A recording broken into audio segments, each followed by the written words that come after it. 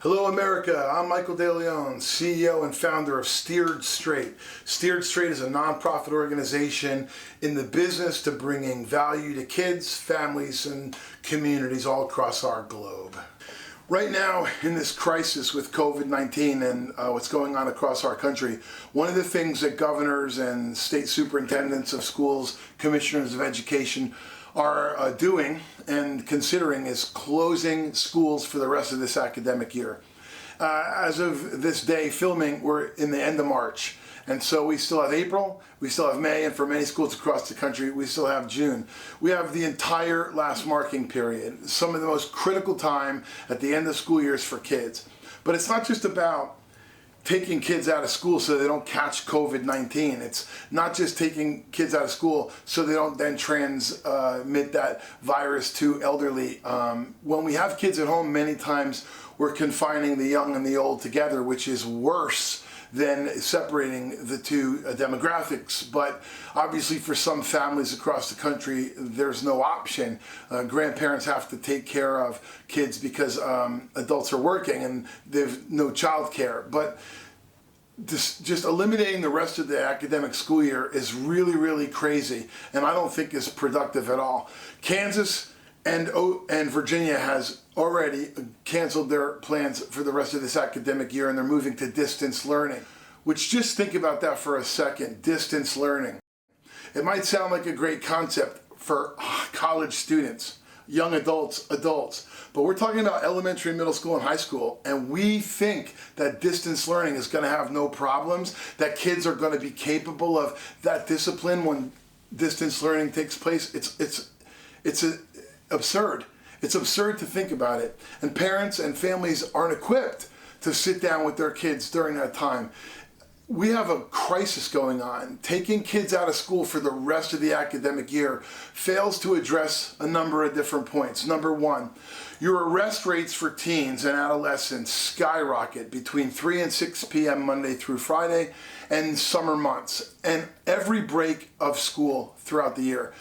Kids have idle time. Idle time is the devil's workshop. Kids get into trouble during those times. They don't have structure. Structure is critically important for a kid. If we just close schools for the rest of the academic year, we're not taking into consideration this evolving crisis. If it gets worse, okay. If it doesn't get worse, aren't we harming our kids more? Aren't we harming our kids by just blanket closing the rest of the academic school year? Number two, suicide. Suicide among adolescents has jumped 56% in the last 10 years. That's something that's really lost on America. We are having a 56% increase in adolescent suicide in the last 10 years. It has to do with drugs. It has to do with nicotine. It has to do with THC. It has to do with psychotropic medications and pharmaceutical drugs. It has to do with drugs.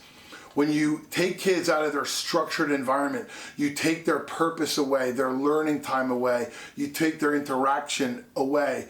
They're less gregarious. They're less understanding of structure, how to replace their structure. And then we throw academic distance learning on top of it when families are dealing with crisis as well.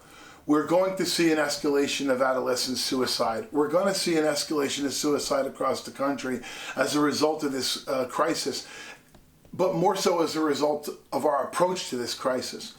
I commend New York and California and Washington and some of the more harder hit areas of our country that is taking drastic measures because they have drastic crisis and they have drastic numbers. But to take Kansas and Oklahoma and shut schools down for the rest of the school year, it's crazy. It fails to consider the stress. It fails to consider the other collateral problems that our kids are going to experience.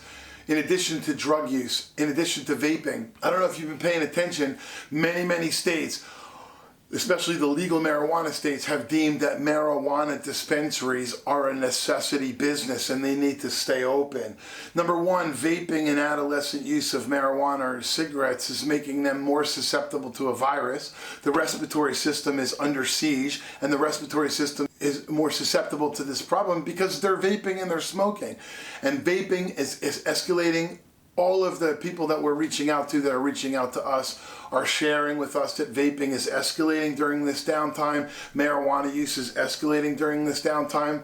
I follow marijuana stocks. I follow marijuana businesses. Marijuana use is skyrocketing across the country. Distribution of marijuana is skyrocketing across the country.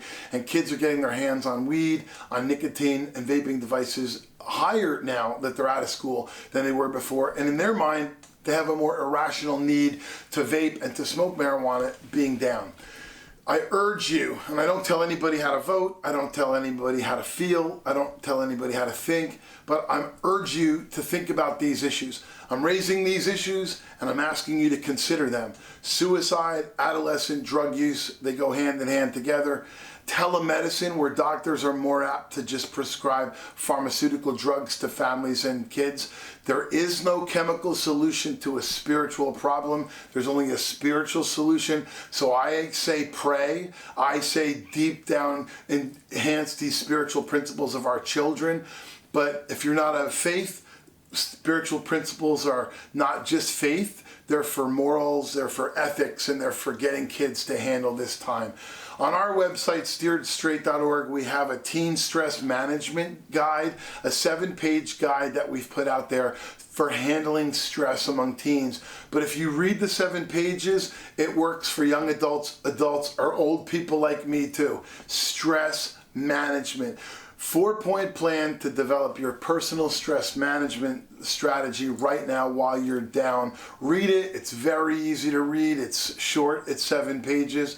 But please implement some of those things in your life, in your teen's life, and consider the other collateral things that are going to affect teenagers right now and young adults and kids if we shut their schools down for the rest of the academic year.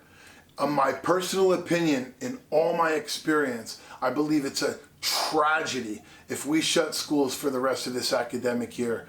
We're going to see a lot more harm develop than we're ever going to see from this COVID virus. Thank you for letting me share. Please consider these things. Share this video. Go to our website, steeredstraight.org, and download the Teen Stress Management file under Resources. It's not just for teens. You yourself can help your teens, and you can, for yourself, develop a 4-point personal stress management strategy for you during this time of crisis. Thank you. God bless you. God bless all families across our great world. Steeredstraight.org. I'm Michael DeLeon.